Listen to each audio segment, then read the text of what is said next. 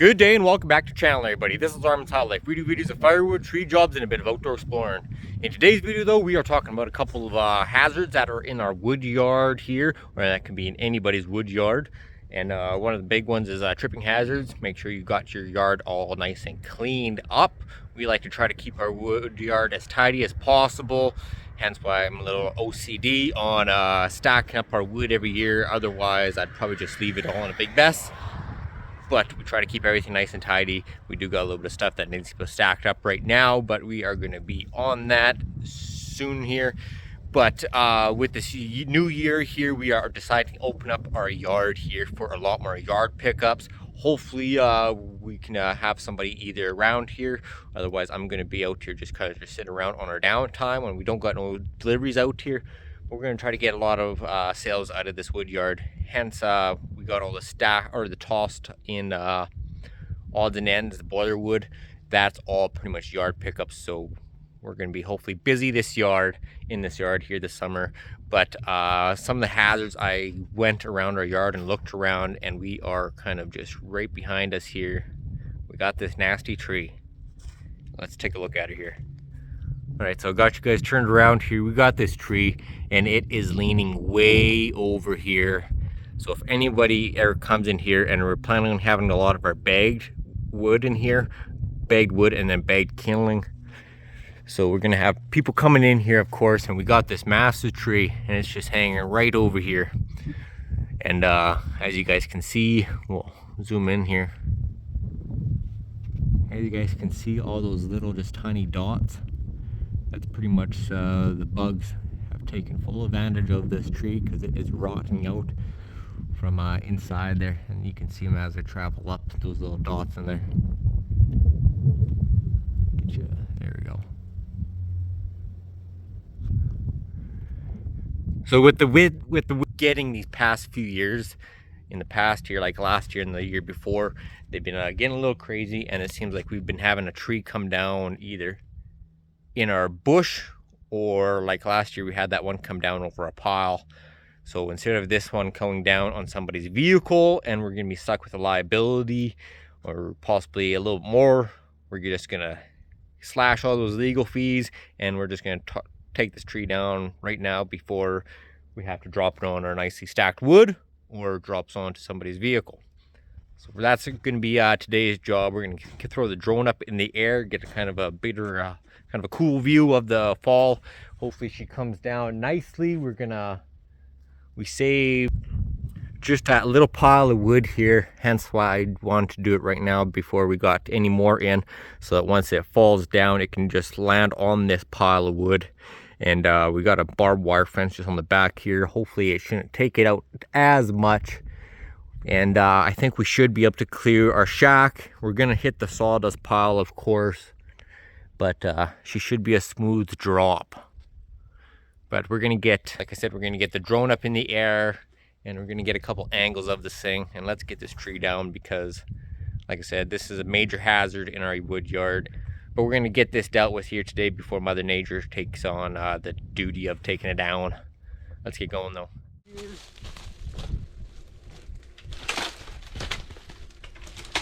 Clear a little bit of this stuff out here so we got a safe working area.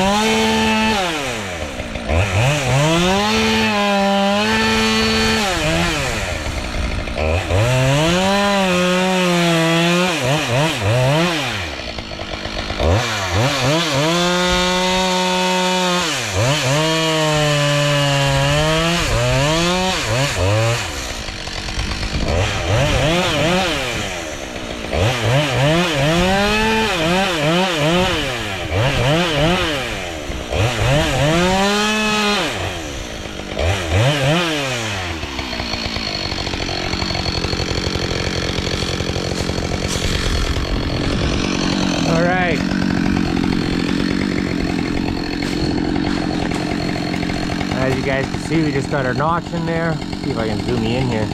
No, I can't. Well, this side, we just got a smaller notch. We could make it a little bit bigger, but we're just going to do that. And then we're just going to drop her. Hopefully, we're right in between these little piles of logs right here. There we go. We got Heather and Joseph just out there. Let's get this done here. A little thing before we start here. When you're making your cuts on a tree like this, you don't want to, you kind of want to aim for about 1.5 inches roughly, just over where you've made your gap here. So you just want to make it up here. You got that little bit of hinge wood to pop her off.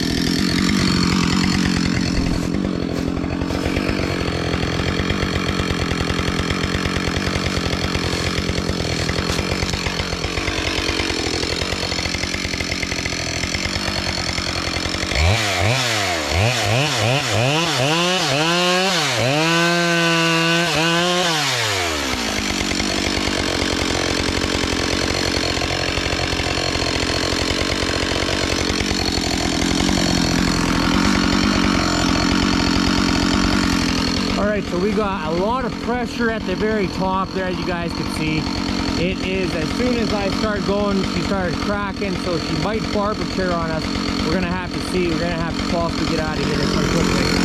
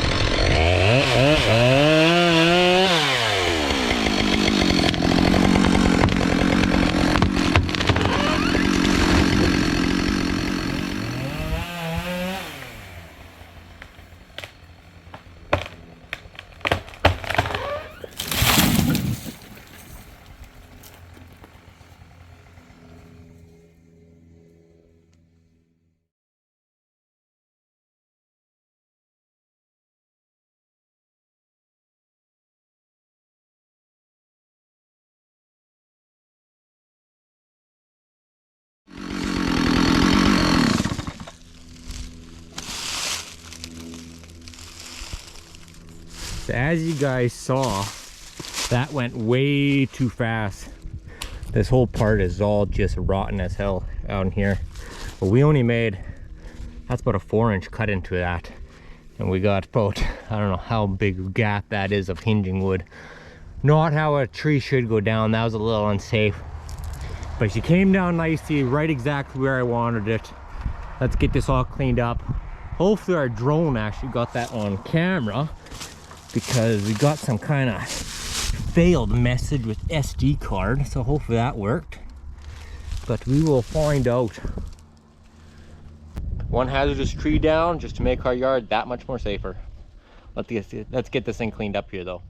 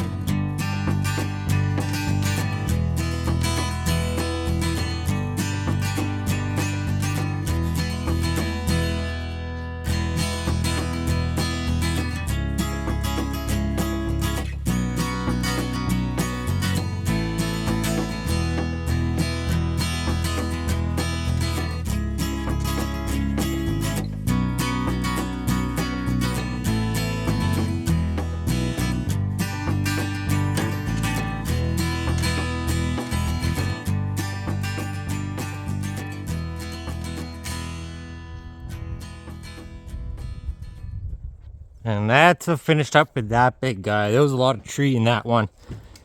A lot of wet wood, a lot of heavy wood, but we all got it tossed off into the side here. That's all poplar stuff. We don't burn it here. Very few people that do sell it.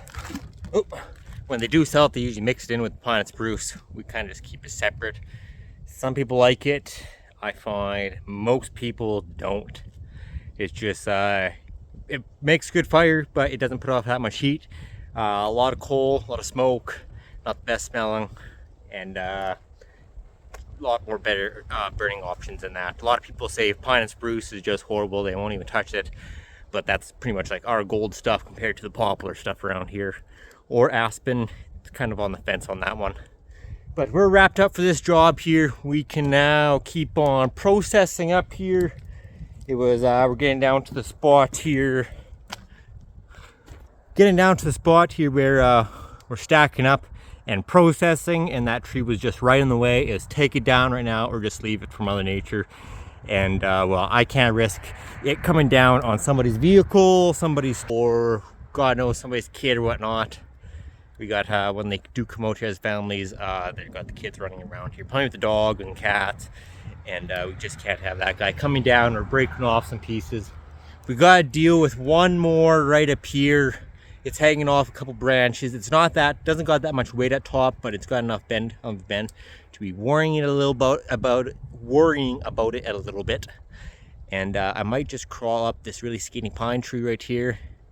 It's really skinny. It's probably going to be like that when we get up to the area where I'm going to be chopping it, but I'll probably do that. And then I might just grab my pole saw. It's got about a 10 to 14 foot reach. I might just clip some of those heavier branches off up top there, and that trunk should be no big deal, I don't think.